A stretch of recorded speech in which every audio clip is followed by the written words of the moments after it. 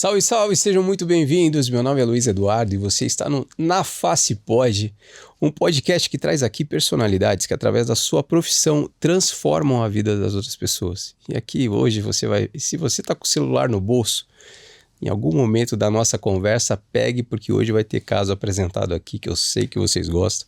Então tire o celular do bolso e assista, porque está muito legal os casos que vão ser apresentados aqui. O objetivo do podcast é fazer com que esse conteúdo chegue para jovens que estão procurando uma especialização, uma profissão, mas também aquele profissional experiente que vê aqui um conteúdo e queira se aprofundar um pouco mais, que aqui a gente possa fazer essa conexão entre o nosso convidado e essas pessoas, esses profissionais que se interessarem pelo conteúdo.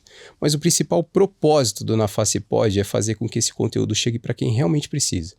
Alguém que tem alguma dor, alguma deformidade, sofreu algum trauma ou precisa de alguma ajuda que vê aqui nesse conteúdo, que seja uma forma de se encorajar a resolver o seu problema. E aqui a gente traz profissionais que transformam a vida das outras pessoas e isso já tem acontecido. A gente tem recebido mensagens de pacientes falando, eu tenho uma dor parecida, eu tenho uma simetria parecida. E aqui a gente tem conectado esses pacientes ou essas pessoas que se identificarem de alguma forma com os nossos convidados. Isso já é um motivo de muito orgulho para a gente. Para que tudo isso aconteça, a gente tem o apoio aqui de alguns patrocinadores. E um deles é a MaxFix, um sistema de placa e parafuso da Sartori, um dos melhores materiais nacionais que a gente tem no mercado. Um bom mix de placa, uma excelente acomodação do parafuso na placa, uma boa pega do parafuso também na chave, que os cirurgiões que sabem como que é não pegar um parafuso no ato da cirurgia. E a MaxFix tem um excelente sistema que vai tornar a sua cirurgia ainda mais segura. Outro patrocinador é a Neo Custom, um sistema de prótese customizada da Neo Ortho, um excelente custo-benefício, que é uma fabricante enorme que está crescendo cada vez mais agora com a compra da Medartis, está ainda maior, tem várias opções de tratamento, prótese de ATM customizada, aquela prótese que encaixa exatamente no contorno ósseo do paciente. E aí a gente não fala só de face, tá? Tem prótese de ombro, quadril, joelho, tudo customizado exatamente no perfil para cada paciente. E o novo patrocinador que a gente tem aqui agora, e já dou as boas-vindas, é a ProDiet, uma empresa voltada para nutrição clínica. Então você cirurgião, que a gente fala muito de cirurgia aqui, de pacientes que foram submetidos a cirurgias, vão para casa e precisa de uma alimentação diferente, a ProDiet tem um vasto cardápio balanceado com tudo que o paciente precisa nesse período de recuperação. E tem o QR Code aqui, aponta teu celular, você vai acessar todos os produtos da ProDiet. Além de você entender como que funciona a ciência por trás desses produtos, você vai ver várias receitas junto com essas dietas interais, ou que vai dar todo esse suporte nutricional para o paciente e que vai tornar a dieta ainda mais saborosa, mais fácil do paciente aderir. E aí tem vários outros produtos, como para paciente 50 a mais, que quer melhorar a musculatura, tem um produto para isso. Quer melhorar teu sono, melhorar a cicatrização pós-cirúrgica, tem produtos para isso e são impecáveis e são muito bons. ProDiet está com a gente hoje e faz sentido para nós todo esse processo aqui junto conosco. Dito isso, estamos no YouTube, estamos no Spotify com imagens e hoje teremos imagens aqui. E também estamos na TV Mais para todo o Rio Grande do Sul, todas as quintas-feiras a partir de meio-dia na TV aberta. Certo, Gesiel? A gente se tornou a pessoa que a gente mais temia pedindo para dar o clique no like no YouTube lá e se inscreva no canal, que também é importante para que esse conteúdo possa chegar com mais frequência até você e para as pessoas que precisam. E hoje aqui, eu já acompanho há algum tempo, ela é cirurgiã bucomaxilo, está à frente, já esteve à frente de vários hospitais, os hospitais que a gente vê de tudo nesses hospitais, porta aberta, realmente chega de tudo, um dos principais hospitais aqui de Curitiba. Ela esteve à frente e está à frente de uma das maiores universidades também aqui do Paraná. Formou muitos profissionais, uma formação sólida na bucomaxilo e se atualizou cada vez mais. Ela dá aula, ela apresenta os casos tão bonitos que vocês vão ver hoje. Fica até o final que você vai ver aqui os casos que ela tem. E eu tenho a honra de receber aqui a doutora Andréa Dotzer. Seja muito bem-vinda, muito obrigado por aceitar o convite prontamente. Seja bem-vinda. Muito obrigada, Luiz. É um prazer estar aqui, fico muito honrada de ter sido convidada. Então, realmente vai estar... É um excelente momento para a gente estar discutindo alguns casos e sobre alguns assuntos. Então, muito obrigada pelo convite. Já tinha participado de algum podcast ou não? Não. Primeiro? Meu primeiro. Que honra. Você está acostumada a dar aula? Sim, com mas certeza. É diferente, muda a câmera. É diferente com essa quantidade de luz. Me diz uma coisa, você nasceu em Curitiba? Eu nasci em Curitiba, sou daqui mesmo. Fez todo o teu estudo foi aqui ou você teve que sair? Eu morei 1 ano fora nos Estados Unidos, mas eu fiz parte de high school. E eu fiz faculdade na PUC, fiz odontologia na PUC. E eu fui fazer doutorado fora. Então, eu fiz uma parte de doutorado na Alemanha. E depois que eu voltei, que eu iniciei a residência em cirurgia bucomaxilofacial. E para os Estados Unidos você foi em que momento? Eu tinha 15 anos. 15 anos? 15 anos. Sozinha? Eu fui através de intercâmbios, né? Então, morei 1 ano lá, fiz high school e foi experiência excelente, né? Eu queria aprender a língua, eram coisas diferentes. Você já falava alguma coisa? Eu tinha estudado inglês, mas não tinha fluência. E essa foi a oportunidade realmente de desenvolver a fluência que eu queria. E teus pais na época, como que foi? Minha irmã me deu uma mãozinha para eu conseguir ir. Mas teus pais não queriam ir. Então, eles liberaram para 6 meses, daí eu cheguei lá e falei, eu quero mais 6 meses. Daí acabei ficando 1 ano. Você prorrogou? Eu prorroguei. Bem isso. Mas eles... fica receoso, claro, mas era um intercâmbio muito bem recomendado. Então, a gente conhecia pessoas que tinham ido, né, de confiança. Então, consegui ir. Mas foi muito bom. Uma experiência maravilhosa, recomendo. E para aprender inglês, realmente, né? Então, hoje em dia, a gente vai ler artigo, vai apresentar palestra, vai em congressos. Tudo a gente precisa estar atualizado na língua inglesa. Nesse período, você já sabia o que você queria? Ainda não. Eu fui para os Estados Unidos e minha família americana, eu tinha que voltar e eu ia prestar vestibular. E eu sempre gostei muito da área da saúde. E eles falaram assim, não, então você vai acompanhar alguns profissionais aqui para você ver o que você gosta. Então eu fiquei em hospital, acompanhei o dentista, quando eu vi extração dentária, eu amei. Eu falei, não, eu vou fazer odonto. E a tua família lá te ajudou? Fez essa ponte? Fez. Uhum. Mas eles eram influentes? Eles conheciam bastante coisa, era uma cidade pequena. Então todo mundo se conhecia. Que cidade que você ficou ali? Eu fiquei em Belgrade, Montana. Tem contato com eles ainda? Tenho, até hoje. É mesmo? Eles já vieram pro Brasil, passaram o Natal com a gente, foi bem gostoso. Que legal. Sim. Que legal. E aí você escolheu a odonto nesse período quando você viu a primeira extração? Sim, amei. Ver extração dentária, cirurgia, eu falei, não, é isso que eu quero fazer. E aí você voltou pra cá? Eu voltei, prestei vestibular, eu entrei na PUC e amo a universidade, não é que dou aula até hoje na PUC, Sim. né? Então, é minha segunda casa, digamos assim. Quando você... Eu sempre falo aqui que a bucomaxila é um tanto quanto distante da odonto. Sim, ela extrapola um pouco os limites, né, da odontologia. A gente acaba focando muito na parte oral, né, e a gente... Na bucomaxila a gente vai para face realmente. Então a gente tem que entender outras partes do organismo para a gente poder estar atuando na área da bucomaxila. E você chegou, bom, até um pouco antes disso, que momento que você falou assim, não, agora é cirurgia que eu quero? Que momento que a buco chegou para você? Então, a partir do momento que ia nos congressos, acho que foi até uma semana acadêmica da Federal que eu fui. E tinha o bucomaxila apresentando os casos. Eu achei os casos lindos, eu fiquei encantada realmente com a parte de cirurgia. E quem era? Puxa vida, eu não lembro. Eu tava acho que no segundo período da faculdade, faz muito tempo. Ficou tão vidrada nos casos dele que você lê ele. De trauma, então adorei. Eu falei, nossa, eu quero bucomaxilo. Naquela época não era tão... Não, a gente não tinha tantas oportunidades, né? Que hoje em dia tem vários cursos da área de bucomaxilo. Naquela época não tinha. Então, quando eu fui morar fora, eu voltei, eu optei por fazer a residência. Você fez a residência aqui? Isso. Fez aqui mesmo? Fiz aqui mesmo, no Hospital Evangélico. E como que foi o período de residência? Porque o evangélico você vê de tudo, né? Tem tudo. E, assim, carga horária pesadíssima, muito acidente em pronto-socorro, mas a gente realmente coloca a mão, a gente vê de tudo. Então, aprendi muito, foi um período enriquecedor, mas é um período que você não tem feriado, você não tem férias, né? Então, é muita dedicação, mas é uma dedicação que dá um retorno muito bom em termos de conhecimento. E você sabia que seria assim? Eu não tinha ideia que seria tão pesado. Mas foi maravilhoso. Tem alguém da tua família que é dentista ou que foi para essa área, assim? Ou da área da saúde? Bucomaxilo não tem ninguém. Eu tenho uma tia que é dentista, mas ela atua em outra área também. E meu cunhado é dentista, mas ele atua na área de prótese. Tá. Então, a área de cirurgia eu fui sozinha mesmo. E o evangélico, bom, hospital, para quem não é daqui, o hospital evangélico é um dos grandes hospitais, pronto-socorro, o bicho pega. Pega, referência em trauma, né, então... Referência em queimado também, né? Também. E lá você via mais trauma do que ortognática mesmo, né? Como que era? Ou você fazia ortognática? Não, tinha bastante ortognática lá. Eu tinha um chefe que amava fazer ortognática, então ele fazia muito ortognática. Era o Luiz Eduardo? O Luiz Eduardo. Então eu operei muito com ele, aprendi muito na área de ortognática. Então... E vocês punham a mão? Sim, com certeza. E não é uma realidade, né? Porque hoje você tem muito... A maioria das universidades, você está em hospitais no pronto-socorro, hospital escola, hospital universitário, você vê mais trauma do que ortognática. Sim.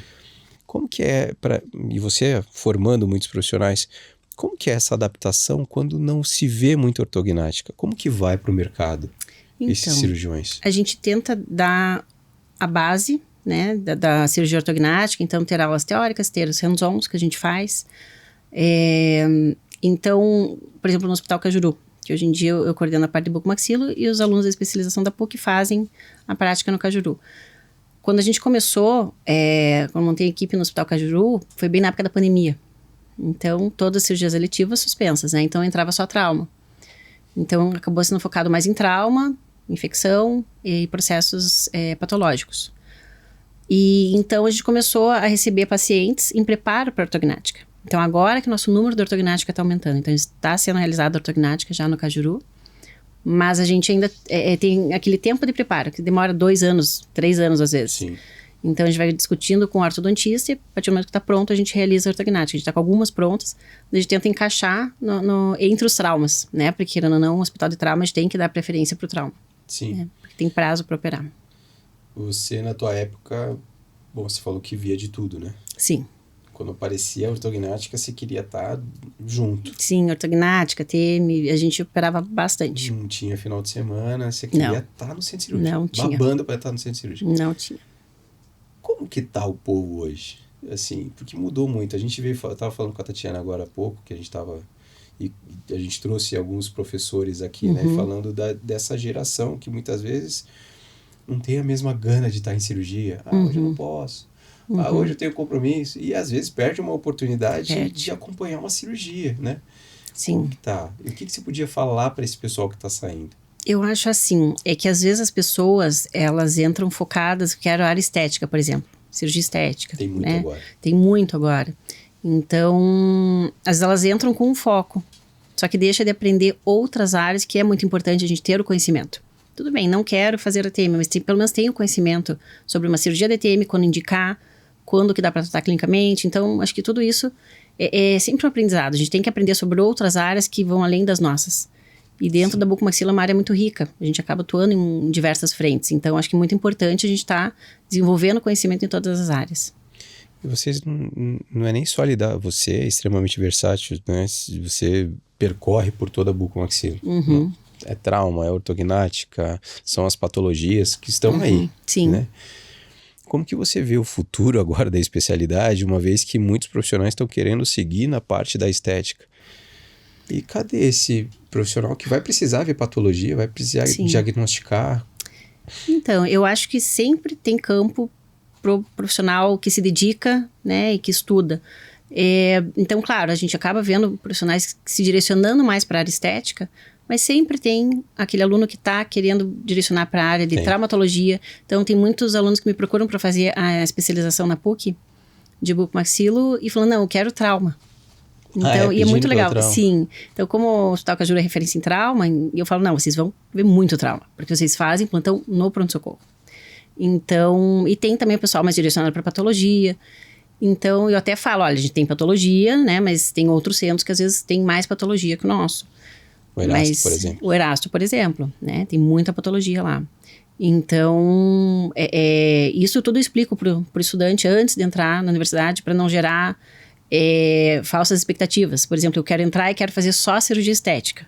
Eu falei, não é o foco. O foco, né, o que eu me prontifiquei quando eu iniciei a especialização de buco, ensinar aquela bucomaxilo raiz. Então, você vai aprender o básico bem feito, né? Sim. Então, aprender trauma, querendo ou não.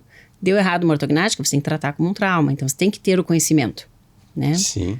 E daí você pode aprimorar. Tem N cursos que dá para aprimorar. Eu sempre oriento a acompanhar um profissional experiente, né? Cirurgia ortognática não é uma cirurgia simples, cirurgia de ATM também não.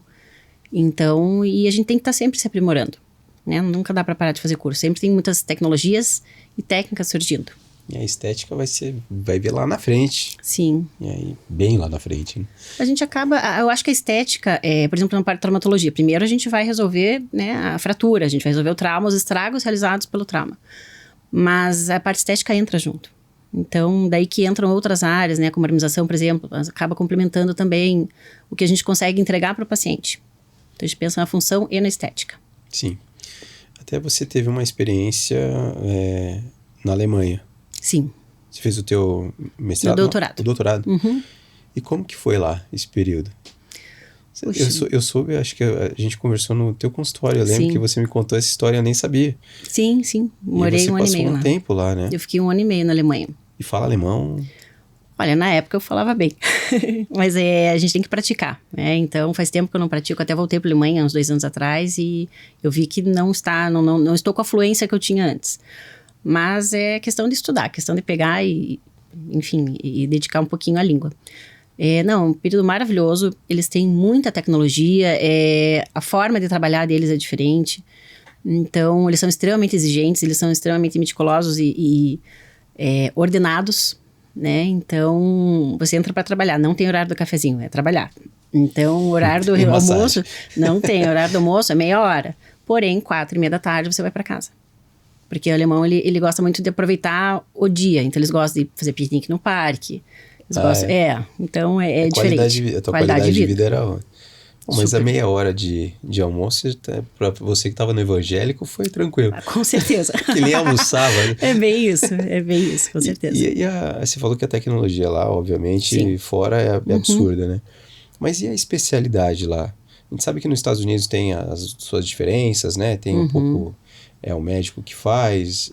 Como que é na Alemanha? Eu não cheguei a atuar na parte hospitalar, né? Por mais que eu trabalhasse, o laboratório que eu estava fazendo o doutorado era dentro do hospital, mas não atuei na parte de trauma, enfim, eu não cheguei a acompanhar a bucomaxilo. Porém, eu sei que a bucomaxilo atua fortemente lá e eles fazem a parte de trauma do hospital, da região onde eu estava. E hoje, como que tá? E se surgisse a oportunidade de você ir para lá, como ficou isso na tua cabeça? Então, até conversei com o meu ex-chefe, né, quando foi 2 anos atrás, e eu estava discutindo... Daqui ou de lá? O de lá. Tá. Eu estava discutindo com ele como é que estava a odontologia lá, e a odontologia na Alemanha realmente é muito boa, eles não têm praticamente convênio, então é tudo particular, é muito bem remunerado, tá? Então, a parte hospitalar, claro, a gente tem que fazer uma prova, para a gente validar o diploma. Quando eu estive lá, eu cheguei a validar meu diploma da primeira fase, são 2 fases. E é uma prova em alemão oral. Então, eles vão discutir casos com você em alemão, né? É mesmo. Então, eu passei a primeira fase que eu podia... Como eu não tinha tanto tempo de prática quando eu fui morar lá, que eu era bem mais novinha, algum tempinho atrás, então eu tinha que acompanhar um dentista por 2 anos. Agora, como eu já tenho consultório há muito tempo, fiz bucomaxilo, então eu já teria essa carga horária para suprir. Você podia colocar a mão no paciente, porque tem alguns países que não permitem, Pode, né? com a supervisão. Tá. Sim. E lá também tem uma quantidade razoável de ortognática. Como que é a busca pela estética lá? Está crescendo a busca pela estética. Tanto é que quando eu fui para lá, vários colegas falaram assim, vem aqui que a gente quer que você atenda a gente. O profissional lá não tá habituado com isso ainda. Os alemães, eles estão agora direcionando mais o olhar para essa parte estética. Tá? Antigamente, eles acreditavam em envelhecer naturalmente. Então, a gente está vendo que está mudando isso. Tem a questão de moda, tudo. E tem muito estrangeiro morando agora na Alemanha. Ah, tá. Então, inclusive a comunidade brasileira. Então, muito brasileiro lá. Focado em estética. Então, eles querem a parte estética muito forte. E você pensa em um dia ainda? A gente nunca sabe o dia da manhã, né? Então, já tive oportunidades para ir morar fora, mas optei, por conta da família, ficar aqui no Brasil e, enfim, amo aqui, sou muito feliz aqui. Mas é aquela história, a gente nunca sabe o dia da manhã. E se aparecer a oportunidade, você está pronta também, né? Já se sabe como precisar. funciona. Sim, sim. Bom, eu até falei na tua apresentação que você, se não estava à frente do evangélico, hoje você está à frente do Cajuru. Sim. Então, talvez aqui em Curitiba, HT, Cajuru, Evangélico são os principais hospitais porta aberta que recebe de tudo, trauma. Sim. E você passou por esses dois aí, o Uhum. Evangélico e o Cajuru. O que mais? O que você tanto recebia lá de casos? O que Em mais ambos te os chamava hospitais, a atenção e que você recebe hoje, inclusive, né? sim. Uma ex-residente minha, ela fez o trabalho de conclusão de curso sobre isso. O que entra no hospital. A impressão que eu tinha, indo para cirurgias, era que era agressão a primeira causa de trauma em face. E quando ela fez esse trabalho, me surpreendeu, porque não é agressão, é queda. Então, principalmente de idosos, caem muito dentro de casa, no tapete, na rua, e fraturam normalmente o nariz. Né? Então, são quedas de mesmo nível, que a gente chama. Então, eles estão andando, tropeçam e caem. Fratura nariz, às vezes mandíbula, alguma coisa, mas são fraturas mais leves. Então, muitas vezes não são cirúrgicas, são tratadas de forma conservadora. Então, por isso que eu tinha aquela percepção que, nossa, é agressão, porque normalmente agressão Sim. são casos cirúrgicos. São poucos casos que a gente não precisa operar. E a terceira causa seria acidente automobilístico. Que também tem muito. Tem bastante. Antes de entrar, de fazer uma pergunta sobre isso, se você sentiu uma diminuição com as leis de trânsito, teve alguma diminuição, você refletiu no pronto-socorro isso? Sim. Isso eu cheguei a discutir com residentes enfim, até com residentes que já tinham saído do hospital quando eu entrei. Eles falaram, não, antigamente tinha muito trauma afetando a face. Né, que o pessoal não usava cinto, não tinha airbag, enfim. Hoje em dia, claro, ainda tem fraturas, né, em acidente automobilístico, mas diminuiu, sim. Lei seca, pra cima e pra baixo. Com certeza. Voltando agora, você falou das agressões. Sim. A gente teve um caso recente, agora que surgiu aí na mídia, daquele casal, de uma mulher que foi espancada pelo cara que deu 60 socos, um absurdo isso. Sim. Que choca, né? Agressão e fratura na face vocês veem todo dia, né? Sim. E quando surge algum caso como esse, toma uma proporção na mídia, o pessoal nem sabe, as pessoas leigas, né, às vezes nem sabem que é o bucomaxilo que trata. Sim. Por que você acha que hoje ainda falta essa informação para as pessoas de um modo geral? Porque daí você fica refém de notícias como essa, de uma Big Brother que fez a ortognática, daí explode, daí as pessoas têm conhecimento. Claro. Por que você acha que ainda não foi propagada a especialidade? É que eu acho que em alguns hospitais, em alguns casos, inclusive não tem bucomaxilo para fazer a parte de face. Então, por exemplo, uma fratura de mandíbula, uma fratura dentoalveolar, né? Você tem que ter o conhecimento da oclusão dentária. Então, você precisa ter esse conhecimento para você resolver a fratura. Então, o ideal é que tenha um cirurgião bucomaxilofacial. E eu acho que alguns locais não tem. Então, e até encaminham. Eu recebo paciente encaminhado do interior, que não tem cirurgião bucomaxilofacial, eles encaminham para o hospital para a gente tratar. Ainda hoje é uma deficiência nisso. Acontece isso. E, bom, mercado extremamente competitivo nesses grandes polos, né? Sim, com certeza. E talvez aí para quem está se formando pode ser uma grande oportunidade nessas cidades menores, né? Sim, com certeza. Eu tive ex-alunos que foram para o interior e falaram, olha, eu não volto mais para Curitiba porque eu ganho muito bem aqui. Tá nadando de braçado sozinho? Sim. Então é interessante você abrir um pouquinho, né, o leque de opções para trabalhar na área da bucomaxilo. E até porque vai ficar nos grandes polos, já tem profissionais renomados e aquele volume não vai chegar para ele, né? Sim, com certeza. Você atua no consultório, você tem seu consultório e atua lá com bastante frequência. Não sei como que você arruma tempo também para hospital, dar aula e aí no consultório. Como que foi essa transição quando você terminou a residência para você ir para o consultório? Sim, eu continuei atuando no hospital, então eu terminei a residência e meu chefe na época me convidou para continuar na equipe e para dar aula na especialização. Tá. Então eu já entrei para essa parte e eu comecei... Eu tinha tido consultório antes, mas eu tinha fechado porque tinha ido morar na Alemanha. E daí eu comecei do zero. Então a gente começa devagarzinho, né? Eu acabei não pegando convênio, optei por não pegar convênio e até hoje não atendo convênio. Então assim, opero pela Unimed, opero pelo Amil, enfim, os convênios que pagam a parte hospitalar. Mas a parte do profissional daí acaba sendo particular. Então eu recebo muito paciente por encaminhamento. Então complicações, né? De algumas cirurgias um pouco mais complexas. E também cirurgias mais difíceis, né? Então, eu até brinco para meus alunos, ninguém me encaminha ao siso fácil. É só... Só bucha. Só pepino.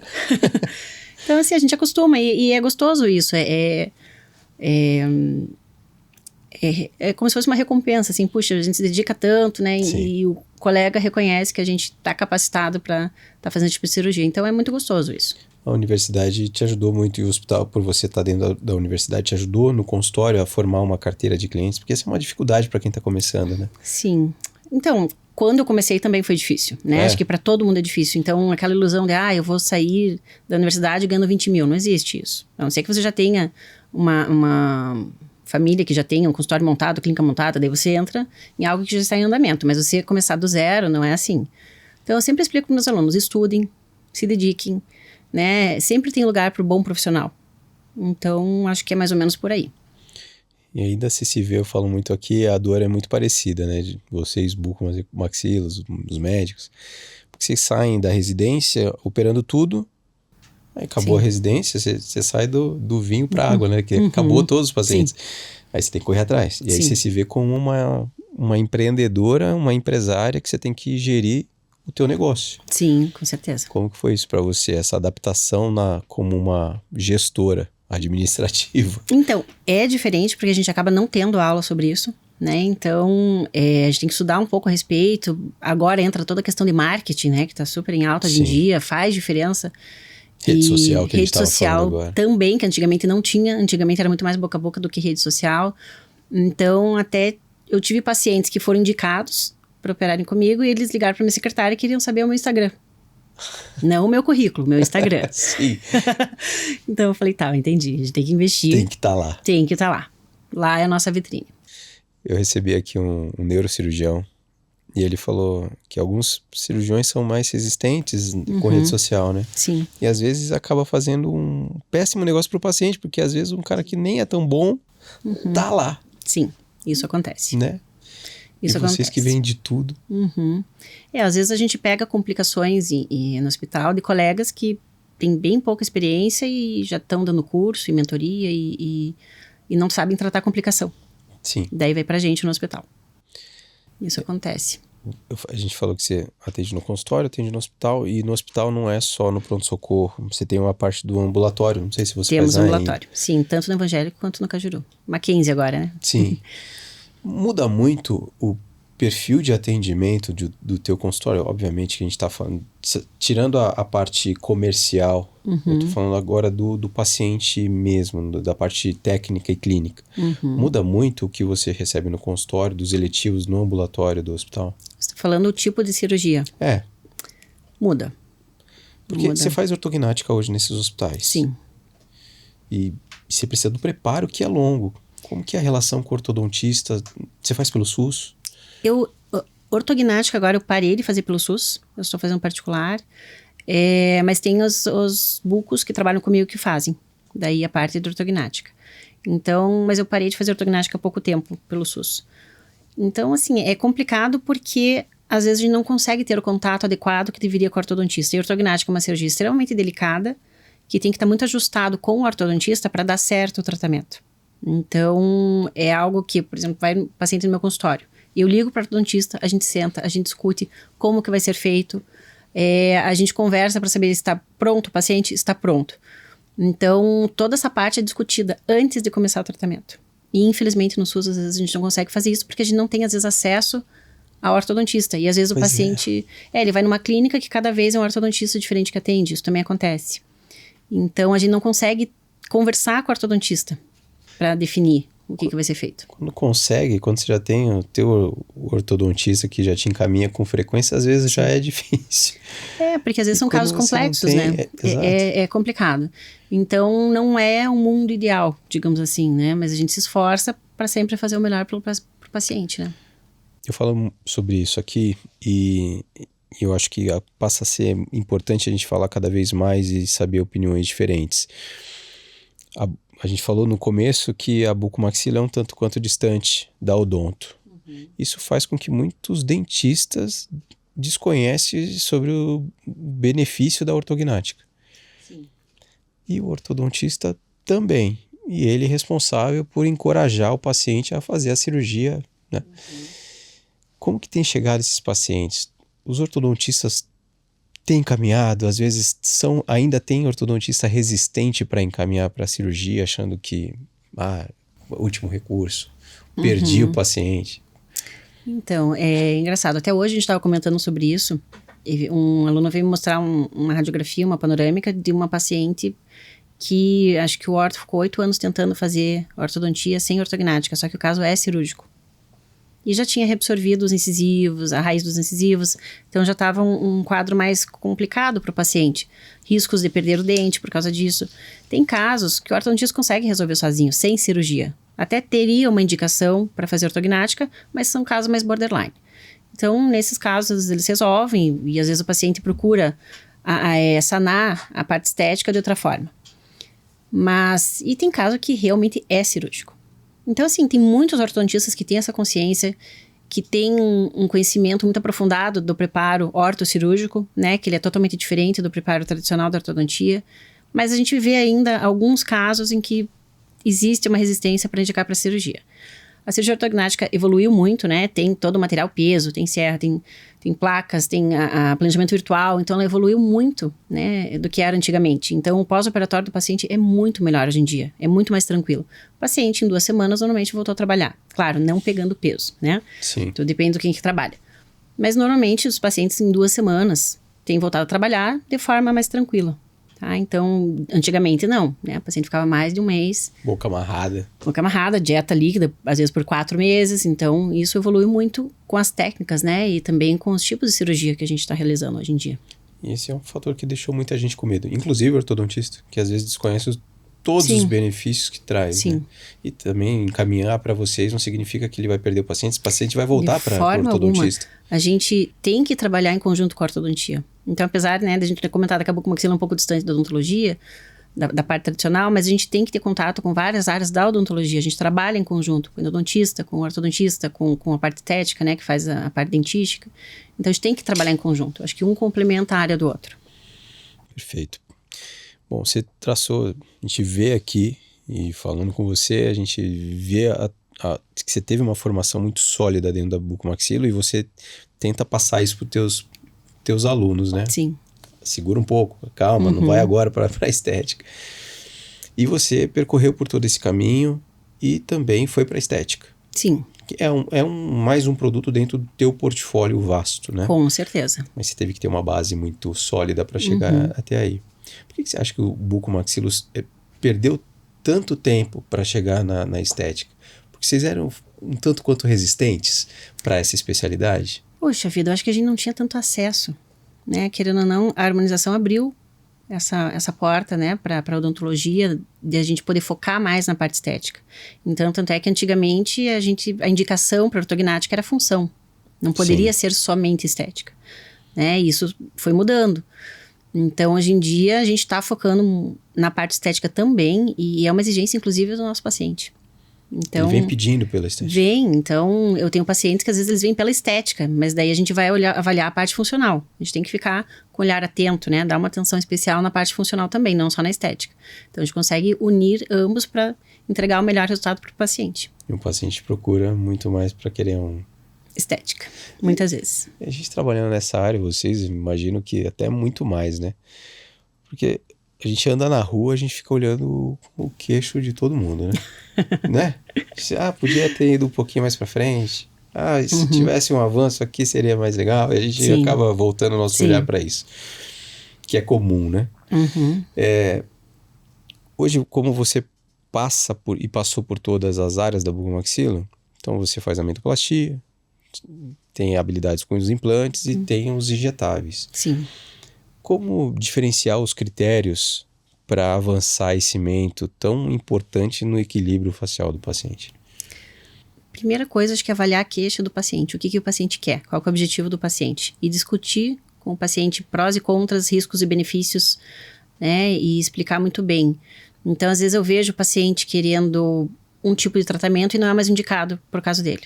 Então, é muito legal ter esse conhecimento de áreas diferentes para poder, inclusive, indicar, olha, acho que essa área é melhor do que essa. tá? Esse tratamento é melhor do que esse. E tem diferenças de indicação, não é que todo classe 2, o queixo para trás, falando na linguagem do paciente, nem sempre vai ser cirúrgico. Não, nem sempre. Nem sempre. A gente tem, por exemplo, pacientes que têm deformidade endosclética classe 2, que é a mandíbula para trás, mas às vezes tem projeção do mento. Então, às vezes até mimetiza, né? A gente olha e não parece que ele tenha essa deformidade dentofacial. Então, isso a gente tem que avaliar também. Quando mexer no mento, quando não mexer, às vezes você vai lá, avança a mandíbula e o mento fica muito para frente. Daí você tem que recuar um pouco o mento para não ficar com a projeção muito avantajada. Então, tudo isso a gente tem que avaliar e discutir com o paciente, né? Discutir a parte do nariz, né? Puxa, tem 2 milímetros de desvio do nariz. Eu tenho que explicar isso para o paciente, porque eu vou alinhar em relação à face e às vezes ele vai falar, não, mas ficou torto. Eu falei, não ficou torto. Ficou em relação à tua face, não em relação à parte nasal. O paciente se vê diferente hoje, né? Por causa da selfie, a câmera pega outro ângulo, né? Do que as pessoas realmente nos vê. E eu tenho impressão não, eu tenho certeza que a exigência estética aumentou muito. Então, ele chega e fala, olha, eu quero 2 milímetros para cá. Ele chega assim, sim. Eu tive alguns pacientes que falam, não, 2 milímetros, e aqui eu vi que tá baulodinho, então assim, já sabe o que quer. Mas como atender essa demanda do paciente? Então, eu tenho que explicar para o paciente que estamos na área, né, a área da saúde. Tem algumas queixas deles que a gente consegue entregar e outras não. E isso a gente tem que explicar antes de fazer o procedimento para o paciente. E hoje, então, a assimetria está aí e muitas pessoas têm. E até se espelhar exatamente um lado para o outro fica estranho, né? Tem algumas fotos... Nós somos assimétricos. Levemente bonito, assimétricos. Assim, né? Sim, com certeza. Então, eu tenho, até nas aulas que eu dou de ortognática, de análise facial para os meus alunos, eu mostro essas assimetrias. E às vezes a gente pega um ator, enfim, um modelo, que a gente acha lindo de morrer. E eu falo, olha, tem essa assimetria. Mas alguém teria coragem de fazer alguma cirurgia nessa pessoa? Não teria, porque é uma pessoa muito linda. Né? Cada um com suas assimetrias ou características. Então, vocês, cirurgiões, têm esse receio. Porque mesmo os pacientes que são muito bonitos, a gente já viu vários casos, né? De pacientes muito bonitos, mas que têm uma necessidade, às vezes tem uma apneia de sono. Sim. Tem uma preocupação maior com esses pacientes? Tem. Paciente que tem apneia do sono precisa da cirurgia e é 100% satisfeito com a parte estética, é um pouco mais complicado, porque a gente vai mudar um pouco a face do paciente. Sim. Isso a gente tem que deixar acertado antes. Então, essa é realmente um desafio. E às vezes vai ficar até melhor, né? Mas às vezes fica melhor, mas às vezes ele gosta do jeito que tá, ele não quer mudar. Então, quando o paciente quer mudar, daí é ótimo, mas se ele não quer mudar, daí é mais complicado. Bom, você, além de tudo isso, da ortognática, do trauma, da estética, que a gente vai falar um pouco mais aqui, você também trata da ATM. Sim. Como que você tem visto a ATM? Porque hoje é um assunto muito falado. Sim. A gente trouxe aqui a Luciana, o Bonotto junto, que fez o contraponto da parte cirúrgica e da parte clínica, né? E que a gente tem visto muitas coisas que não deveriam ser feitas, mas ao mesmo tempo, muitos pacientes chegando com essas dores nas articulações. Você tem visto muito bruxismo chegar para você? Tem aumentado isso mesmo? Sim. Eu notei que depois da pandemia, eu não acredito que seja somente a pandemia, né? Mas a gente está vivendo num mundo digital e dependência de dopamina, né? Que a gente tem muita informação muito rápido. E eu vejo as pessoas mais ansiosas. Então, aumentou muito a quantidade de pacientes com DTM no meu consultório. Então, o meu pós-doutorado foi na área de DTM, eu fiz pesquisa nessa área. E também fiz cursos clínicos de DTM, porque eu comecei a ver que por mais que eu opere a TM, a cirurgia às vezes não consegue resolver tudo. E a gente precisa que seja feito tratamento clínico para esses pacientes. Fiz inclusive curso com o Daniel Bonotto, excelente profissional, sim, toda a equipe dele. Ele é um monstro. Nossa, foi muito bom o curso dele. Então eu vi que a maior parte da DTM eu consigo resolver sem cirurgia. Claro, tem casos específicos que são cirúrgicos, não dá para fugir de cirurgia. Né? Pega anquilose, hiperplasia, né? Algumas deslocamentos de discos que não resolve clinicamente, tem que ir para cirurgia, não adianta. Sim. Mas a gente consegue fazer às vezes tratamentos minimamente invasivos que dá uma boa qualidade de vida para o paciente. Devolve a função, devolve a mastigação para o paciente, né? Ou pelo menos tira a dor ou diminui um pouco a dor daquele paciente. Dependendo de como foi, da técnica aplicada da ortognática, ele tem um reflexo nos côndilos. nessa articulação. O quanto que as ortognáticas, à medida que esse aumente a quantidade de cirurgias, tem impactado também na ATM? Então, a ortognática é um cuidado muito grande que a gente tem que ter quando a gente vai fazer a fixação da mandíbula. Porque se você der torque, você forçar a fixação, você vai deslocar um pouco a cabeça da mandíbula e isso vai gerar uma DTM para o paciente. Então, isso a médio prazo ou a curto prazo? Médio prazo, pelo menos. Então, se for muito gritante, né, a fixação errada, pós-operatório imediato, o paciente já sente. Então, a gente tem que tomar muito cuidado na hora da fixação, realmente, fazer uma fixação passiva, para evitar realmente essa alteração na posição do côndilo na cavidade. Perfeito. Bom, você tem vários casos aí, inúmeros casos que você tem na tua carreira e já deve ter visto de tudo, com histórias de pacientes aí diferentes. Sim. E a ortognática mexe diretamente com o rejuvenescimento das pessoas. Sim. E você tem uns casos lindos e eu queria que você dividisse conosco e contasse um pouco da história dessa paciente que acho que já está na tela. Sim, essa paciente, na verdade, não foi feita cirurgia nela. Nada? Tá? Nada. Eu sou especialista em harmonização também, né? E eu acho que a harmonização e a bucomaxilo se complementam. Então, tem casos que a gente consegue resolver só com a harmonização, tem casos só com a bucomaxilo, tem casos que a gente consegue unir ambas as áreas.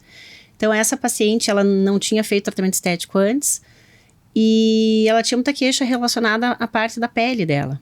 Então, ortognática, a gente não consegue melhorar a pele, a gente consegue melhorar alguns vincos, mas, né, a parte de sucumulase labial, quando faz um avanço, mas a pele realmente seria harmonização. E a pele não é nem se tá caída ou não, mas é o vício da pele mesmo, Sim, né? porque a gente começa a perder colágeno, né? Passa dos 30 anos, a gente já começa a perder colágeno.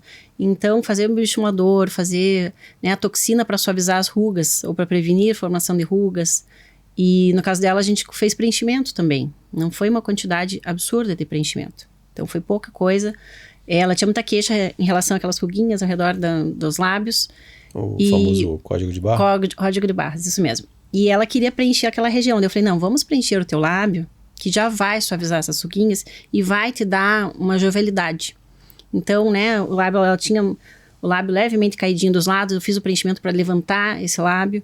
Então, realmente muda o rosto do paciente. Ela ficou muito satisfeita. Então, assim, com pouco material, a gente consegue melhorar muito a qualidade do rosto. E o que foi feito de material? É ácido hialurônico? Toxina, né? Fiz toxina botulínica e fiz ácido hialurônico nela. Tá? Ela tá mais moreninha, não tem base, não tem nada nessa foto. Sem filtro. Ela fez deu mais ou menos uns 25 dias de diferença. Ela fez o tratamento comigo e dela foi pra praia. Ela tirou férias e foi pra praia. Ela voltou mais bronzeadinha. E tá feliz da vida. Feliz da vida. É outra pessoa. Sem cirurgia. Isso muda muito a parte de autoestima do paciente. Sim. Influencia muito. E aí a manutenção, né? Disso. Sim. O ácido hialurônico, né? Ele reabsorve. E, querendo ou não, é um produto temporário. Então, você tem que reaplicar. Então, o paciente chega sabendo hoje em dia. Sabendo, né? a gente tem que explicar isso antes, inclusive, de aplicar. Eu não gosto de usar material permanente, tá? Então, tem alguns colegas que usam, eu não uso. Então, eu explico para o paciente, tem que fazer a manutenção, né? A toxina, o prazo que tem que reaplicar. Tudo isso é explicado antes de aplicar no paciente. O material permanente que você fala, PMMA da vida. Tem PMMA, tem gente que usa aqueles fios de tracionamento problema, né? também permanentes. Então, eu acabo não usando nada que seja permanente. PMMA eu nunca usei e eu vejo várias complicações. Então, chega um paciente para mim no consultório com PMMA, eu não trato o rosto daquele paciente. E faz eu o quê? Não injeto nada. Eu falo para encaminhar para quem fez, ou para remover, ou para ver outra forma de tratamento. Porque qualquer coisa que eu injetar na região do PMMA, eu não sei onde é que tem PMMA. Então, eu teria que ver um ultrassom ou algum exame para saber onde é que tem o PMMA. E não sai com nada, né? Os injetáveis, né? Com cirurgia, né? PMMA, você tem que remover com cirurgia. E se eu injetar alguma coisa ali, pode infeccionar, e daí sim eu vou estar gerando um problema para o paciente. Para quem já fez. Sim. Porque hoje se fala muito em grupos contra o PMMA, ou de casos gravíssimos de uma menina bonita. Eu vi no Instagram, acho, que ela perdeu toda a parte do lábio. Sim. Não sei se é mesmo. Eu vi. Para reconstruir é bem bonito. difícil. Sim. Para quem fez o PMMA e vê esses casos, qual a orientação? E se não aconteceu nada, vai acontecer um dia ou não quer? Ou Não pode quer dizer ser que vai fique lá? acontecer. Não quer dizer que vai acontecer. Mas, porém, eu tive uma paciente que ela tinha PMMA no lábio e queria que eu aumentasse o lábio dela. Eu falei, eu não vou fazer. Se eu entrar com uma cânula nessa região, provavelmente eu vou entrar com bactéria, vai contaminar, infecção, daí sim a gente vai ter um problema sério. Então, tem casos que o PMA fica ali e não tem nenhum problema. E tem outros que forma fibrose, infecção, e daí tem que mexer, não tem o que fazer. Então, correr de PMMA, né? Evitar, com Procurar certeza. sempre saber o que está sendo aplicado, né? Com Como certeza. paciente. Uhum. Que mais que você tem aí pra gente? Vamos lá, vamos ver. Essa fotinho dela sorrindo ela também. Tem sorrindo, nossa. Então, assim, ela ainda tem, né, alguns vincos, a gente tenta manter a naturalidade do paciente. Olha os olhos. Mas sim, É outra pessoa. deu outro aspecto para a face, com certeza. Eu queria mostrar esse caso. Esse caso, na verdade, eu fiz preenchimento com ácido hialurônico no mento, tá? Essa é uma queixa da paciente. É uma paciente que queria ver como que ia ficar o preenchimento do ácido hialurônico para ver se ela quer fazer cirurgia. Porque esse preenchimento no mento, né, a gente avançou, mas tem um tempo que vai reabsorver e vai ter que reaplicar. Tá. Então, a gente usou o ácido hialurônico e ela adorou o resultado e agora ela vai para cirurgia. Que daí tem duas opções, né? Ou coloca uma prótese ou vai para cirurgia de avanço de mento mesmo com placa e parafuso. Daí o próximo caso é uma paciente que Esse quis... caso anterior, ela ficou satisfeita com esse tipo de avanço. Sim. E aí você vai chegar nesse avanço específico, ou vai aumentar um pouco, ou vai... Então, eu vou... Porque assim, a gente tem um limite do que a gente consegue aumentar, né? A projeção com ácido hialurônico, tá? Pra gente fazer uma aplicação segura. Então, eu consigo avançar mais, com certeza, com a cirurgia. Ela já tá satisfeita assim. Daí eu vou discutir o caso com ela. A gente pode fazer um planejamento virtual, mostrar pra ela quanto de avanço a gente consegue fazer com a cirurgia e daí a gente consegue decidir em conjunto qual que seria a melhor opção. E num caso como esse, ou seria a mentoplastia com placa, Sim. parafuso, ou um implante definitivo? Isso mesmo. Uhum. Tá. E esse outro caso, a queixa dela era da região do mento. E esse é um caso que a gente tem que avaliar como que está a via aérea do paciente. Porque muitas vezes, vou fazer um avanço de mento. E esse paciente tem apneia e não sabe. Daí eu vou estar causando um problema nesse paciente. Sim. Então, porque vai continuar com a apneia, não vai estar sendo tratado e desenvolve outros problemas também. Então, a gente fez o exame nessa paciente para avaliar, né? Ela chegou a fazer polissonografia, a gente avaliou a via aérea dela e estava tranquilo, estava normal. Eu falei, então agora a gente pode partir para uma cirurgia estética, né? Que no caso dela, a gente fez o avanço de mento com placa e parafuso, tá? Eu sempre coloco as opções que tem, indicações, contraindicações, riscos, benefícios e decido junto com o paciente, né? Eu deixo para o paciente decidir. Deixa eu ver a tela inteira, Samuel, cara. Vamos ver aqui, só pra gente ver os dois. A tela... Sim. Isso, garoto. E ela ficou extremamente satisfeita, realmente teve um resultado muito bom. Então, esse é um caso que 10 dias depois essa paciente estava trabalhando. 10 dias. 10 dias. Recuperação Sim. super tranquila. O mento é muito tranquilo de fazer E cirurgia. para quem faz e ao mexer, ao movimentar, encostar no queixo, ele sente um gap ali, diferente? Se o paciente tem aquela pele bem fininha, rosto bem magrinho, vai sentir. Então, a gente se preocupa nesses pacientes, principalmente, de não deixar um degrau tão palpável, tá? A gente tenta fazer uma plastia para evitar que fiquem esses degraus muito palpáveis e realmente melhorar a estética, inclusive, para não ficar marcando na pele do paciente. Essa é uma preocupação que a gente tem durante a cirurgia. E as vias aéreas desse paciente? Não chegou a alterar. Não tinha. Essa paciente a gente fez os testes nela antes. Perfeito. Aí foi uma mentoplastia puramente. Foi uma mentoplastia. Quanto tempo de cirurgia aí? Poxa vida, 35 minutos mais ou menos. Vocês fazem com a mão no bolso ali. Não, mas é que vocês têm os equipamentos que a gente precisa, que facilita a nossa vida. A gente não consegue subir a escada aqui em segundos, Gisele. A mentoplastia realmente é bem tranquila, tá? Claro, tem que ter os cuidados adequados, né? Cuidar com a hemorragia, tem artérias, né, na região, cuidar com o nervo, então tem que ter cuidados. Ambiente hospitalar ou Eu fiz em ambiente hospitalar. Tá. E o próximo casinho é uma paciente que a queixa dela era uma queixa estética, a princípio, e ela reclamava muito, meu queixo é muito para trás, né? Então, essa era a queixa dela. E daí, ao fazer tomografia, né? A gente viu que ela tinha uma veia aérea muito pequena. Então, não era a reclamação dela. Mas eu falei, não, aqui tem alguma coisa que não tá adequado. Então, esse é o antes e depois dela. Eu fiz a simulação do planejamento virtual, passei para ela, falei, olha, como você quer? Ela falou, não quero que meu queixo fique muito para frente. Então, eu deixei levemente recuado, justamente que era do jeito que ela queria, né? Ela aprovou. Então, esse é o resultado de antes e depois do avanço. Eu fiz maxila e mandíbula nessa paciente. Eu não mexi no mento dela, não precisava, porque ela tinha a projeção do mento bonita, adequada, da forma como ela queria. E ela, por mais que não... Nossa, é isso. Quer que eu volte ali? Não, eu ia te perguntar sobre... Porque você falou que ela não tinha queixas de respiração, por exemplo. Não tinha. Não tinha uma apneia do sono, nada? Ela não reclamava. Ela não percebia? Muito novinha, ela não percebia. Mas depois que ela fez cirurgia, ela falou assim, nossa, eu vou pra academia e agora eu consigo fazer exercício. Ela falou, eu achava que eu era ruim na academia. Não, ela não respirava. Não sabia nem o que fazer com o ar agora. E não sabia. E agora respira super bem. Ela falou, nossa, agora eu respiro. Tô correndo e tô super... Então é uma paciente que poderia desenvolver hipertensão, problema cardíaco, né? Risco de AVC futuramente. Sim, então a gente já... o tratamento definitivo, a gente já tá vendo que a ortognática, né, o avanço maxilomandibular ajudam muito, mas aí tem a colabação do tecido mole no futuro, que acontece, né, 60 anos, 65 anos, então sempre vai ter que acompanhar. Mas ela saiu de uma VR de 4 milímetros anteposterior para 11 milímetros. Que é mais esse do que tracinho dobrou, vermelho que você marcou ali. Isso é o mesmo. espaço que ela ganhou para respirar. É o espaço que ela ganhou, mais do que dobrou. Essa paciente provavelmente em algum momento ia roncar Ela ia desenvolver, que ela era novinha, magrinha, então ela ainda não tinha os sintomas, né? Sim. Que costuma ter. Também tá feliz da vida com isso. Feliz da vida. É esse o objetivo, né? Deixar o paciente satisfeito e com saúde. Sim. E o próximo caso é um caso de preenchimento labial, né? Eu coloquei 1 ml de ácido hialurônico. Eu costumo ser conservadora nos meus tratamentos.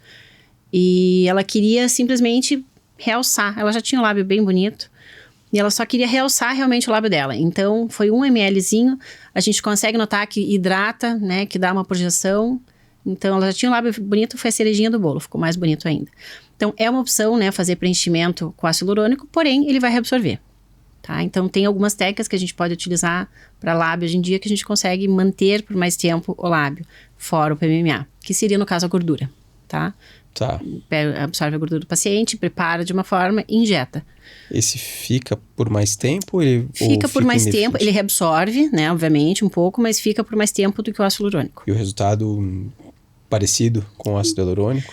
Algumas coisas a gente não consegue com a gordura. Por exemplo, eu não consigo fazer o contorno do lábio com a gordura, né? Mas eu consigo o volume. É uma limitação da técnica. E o ácido, a gente tá falando de uma absorção de quanto tempo? Depende da marca que você pega, mas é 1 ano em média. 1 ano. Tá? Se prometerem isso para o paciente, mais do que isso para o paciente, ou que não vai absorver, tá errado. Tá. Tem que ser a gente tem que transparente, rever. né? Sim. Não, a gente tem que ser sincero com o paciente, né? Muito bonito. E para os casos, né, que às vezes a gente não consegue resolver com ácido hialurônico. Esse aqui é um caso de uma paciente jovem, 14 anos, ela sofreu um trauma, ela caiu de bicicleta e ela cortou o lábio. E na sutura do lábio ela ficou com uma alteração no formato do lábio. Ela caiu já com essa idade ou não, foi uma 4 fratura? Anos antes. Ela demorou um tempo para chegar comigo. E a queixa dela era, eu tenho vergonha de sorrir. Eu não quero participar dos aniversários dos coleguinhas, porque eu não quero que eles vejam o meu lábio. E uma adolescente, né, pré-adolescente, é muito grave isso, porque vai afetar a autoestima, vai afetar, né, o desenvolvimento do paciente, né, nessa idade. Então ela chegou para mim no hospital, e eu falei, não, então vamos operar, é cirúrgico. Eu não consigo... Essa foi no hospital. Eu falei, eu não consigo com ácido hialurônico resolver aqui. Tá? Então, eu falei, vamos para a cirurgia mesmo. Então, esse aqui foi um caso de reparo, né, de lesão traumática. Não foi feito lip lift, que é uma técnica que está sendo bastante empregada para aumento do lábio. Realmente, eu fiz um recontorno labial por dentro. Então, dá para ver nessa foto, a sutura lisa aqui foi pós-operatório imediato. Então, na hora, eu removi, né, a parte que estava fora e reconstruí o lábio por dentro. Tem nada de injetável nada, aí? Absolutamente nada. Então, e aqui a fotinha lá de fora, é a fotinho que ela me enviou. Acho que tem 40 dias. Que bonito que ficou. Ficou assim o lábio dela, ficou lindo o lábio dela. Então, já tinha regredido o edema, praticamente tudo. Então, ela ficou com esse contorno muito bonito do lábio dela. Então, Ela estava feliz da vida. Provavelmente quando ela caiu, chegou no hospital, resolveram a fratura e mandaram embora. Provavelmente. Eles suturaram, só que ela perdeu um pedaço do lábio, né? Durante o trauma. Então... Mas daria pra fazer isso no mesmo ato da correção? É que eu não vi como chegou, porque não foi eu que atendi o trauma, né? Então, assim, tem alguns casos, é difícil eu falar o que aconteceu. Tem casos que a gente consegue fazer essa correção na hora, tem casos que perde muito tecido e você tem que fazer um segundo momento de cirurgia para fazer reparo dessas lesões traumáticas mesmo. Mas foi um caso muito bonito. Que caso lindo. Sim. Isso quanto tempo agora ela já tem de cirurgia? Tem mais de 1 ano já. E não vai se acomodar mais. O que ficou, o que tá aí vai ficar. É o que vai ficar.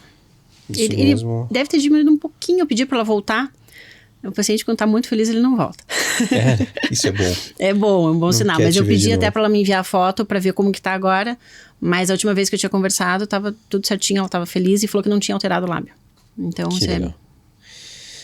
Agora, falando você vê muito hospital aí, você vê muita gente chegando para você. Uhum. E a gente vê a Hoff, ela trouxe a mesma especialidade para muitos especialistas, vamos dizer assim. Para muitas especialidades diferentes. Sim. Muitos profissionais diferentes fazendo Hoff. Muitas vezes cursos de finais de semana. Sim. Né, e que, enfim, a gente tem essa preocupação. E essa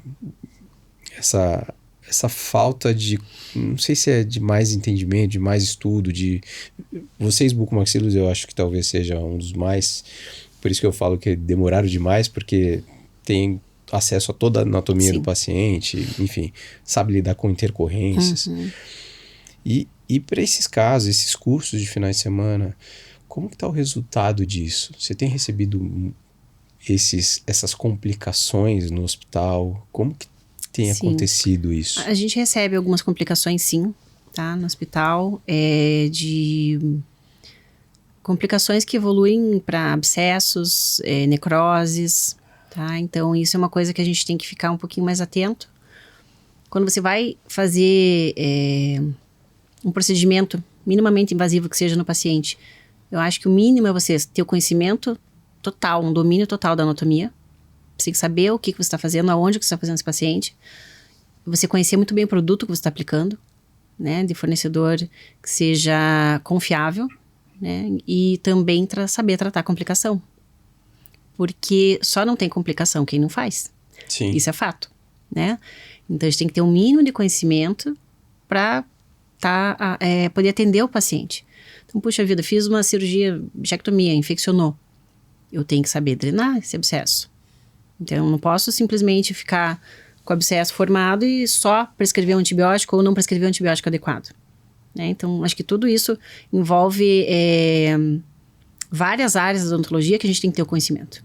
Então, acho que isso que a gente tem que ficar bem atento. Caso bonito, todo mundo quer postar e tá tudo certo, né? E acho que a intercorrência tá aí para tudo. Sim. Você lembra do teu começo, assim? Você lembra de como você geriu e administrou o teu primeiro caso que falei, não gostei, ou teve uma intercorrência que você se viu sozinha? Talvez sem o Luiz Eduardo do lado, sem os teus professores do lado. Como que foi isso? Puxa vida, quando a gente começa, né, a gente termina a residência, ou a odontologia no caso, a gente fica inseguro, né? Porque a gente não tem tanta experiência, a gente está aprendendo, a gente tem a técnica, né, que a gente domina, mas sempre pode evoluir de uma forma diferente do que a gente está esperando.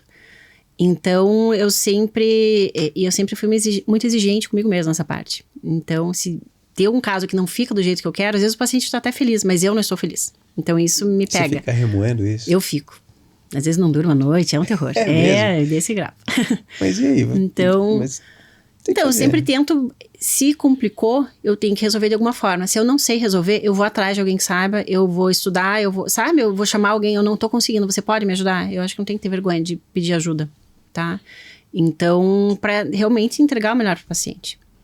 Nesses casos que você, às vezes, deve ter caso que você viu, o paciente tá satisfeito, gostou, e você falou, sim, faltou um pouquinho. Então, tem cirurgia que eu olho e falo, eu devia ter feito alguma coisa diferente, mas o paciente está super feliz.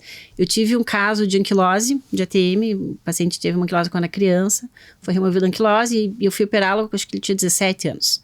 Então, ele tinha um micrognatismo mandibular. E eu queria fazer um avanço grande nele. Eu não ia conseguir fazer uma cirurgia, né? Então eu falei assim, olha, vamos avançar a tua mandíbula o máximo que eu consigo e depois a gente vê se necessita uma reoperação. E ele falou, não, tô satisfeito, eu não quero reoperar. Então, até falei, não quer fazer uma distração? Ele, não quero só ortognática, que é a distração osteogênica seria uma boa opção, né? Então, e ficou muito bom o caso dele. Mas eu olho e eu falo, não, mas tinha que estar 4 milímetros mais pra frente. Então, mas ele tá super satisfeito. Você no slide aqui que tava um pouquinho pra frente, você já queria mudar tudo. Já me incomodou bastante. Imagina isso dos pacientes. Me incomodou, realmente. Que aula, doutora. Que legal. Que casos lindos aqui. Muito obrigada. A gente ficaria mais tempo aqui. Claro. Eu tenho certeza que você tem mais casos ainda e acho que dá para voltar aqui para apresentar mais casos desses. Até esses casos que você vê no pronto-socorro também, que são casos complexos, né? Que você tem que tratar. Com e esses certeza. pacientes que chegam... ferimento por arma de fogo também, que você acho que deve ter visto muito nesses hospitais que você...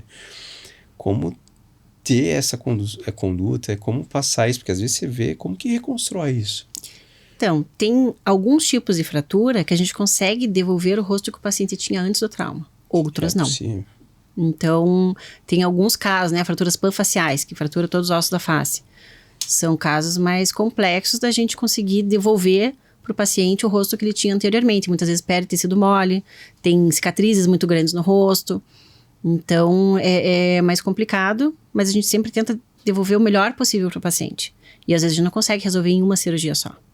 Tem várias abordagens. Às vezes tem que abordar mais de uma vez, tá? Então, e faz parte. Isso a gente explica para o paciente e a gente vai acompanhando.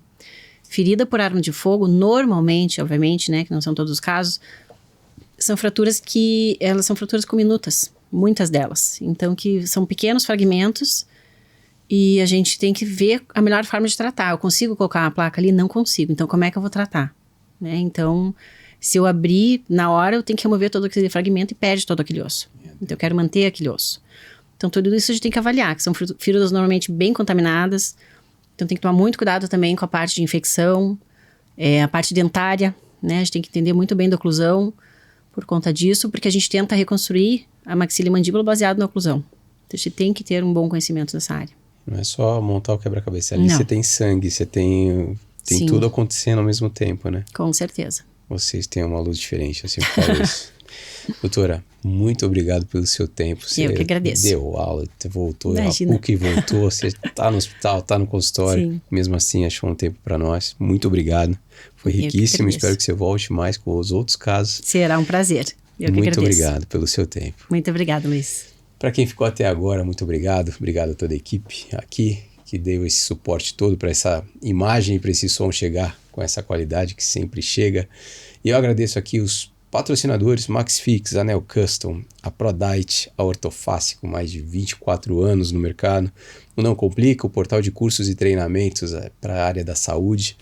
Eu agradeço a todos, sempre visando para que esse conteúdo chegue para quem realmente precisa. Então, se você viu aqui um caso que é um lábio diferente, um pouco mais de volume, que você viu aqui da doutora Andréia, entre em contato conosco que a gente faz essa conexão com a doutora Andréia. Precisa de um avanço no mento? Também, da mesma forma, entre em contato conosco, que a gente vai fazer essa conexão. E para que isso aconteça, a gente vai sempre trazer profissionais de peso aqui com esse conteúdo que a gente gosta tanto, com esses casos tão bonitos, que a gente possa divulgar cada vez mais. Muito obrigado, fiquem bem, fiquem em paz e até o próximo episódio. Até mais.